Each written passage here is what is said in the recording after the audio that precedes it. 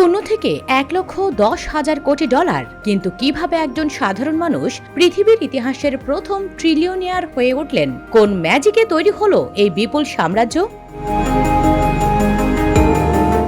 মাস্কের এই যাত্রা কিন্তু রাতারাতি হয়নি। 1990-এর দশকে কোডিং দিয়ে শুরু করে তিনি তৈরি করেন X.com, যা পরবর্তীতে পেপ্যাল নামে পরিচিত হয়। 2002 সালে পেপ্যাল বিক্রি করে তিনি পান $17 কোটি। আর সেই পুরো টাকাটাই তিনি বাজি ধরেন তার পরবর্তী পাগলাটে প্রজেক্টগুলোতে। 2008 সালে তিনি দায়িত্ব নেন ইলেকট্রিক গাড়ি নির্মাতা প্রতিষ্ঠান টেসলা এর, যেখানে পুরো বিশ্ব ভেবেছিল ইলেকট্রিক গাড়ি ফ্লপ হবে। সেখানে মাস্ক পুরো অটোমোবাইল ইন্ডাস্ট্রি বদলে দেন। 2020 সালের পর টেসলার শেয়ারের দাম হু হু করে বাড়লে মাস্ক প্রথমবার বিশ্বের শীর্ষ ধনী হন।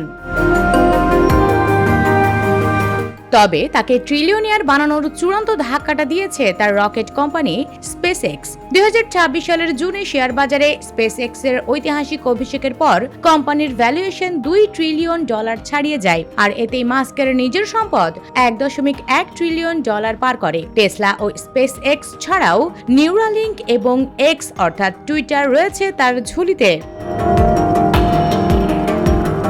US Bengal desk report.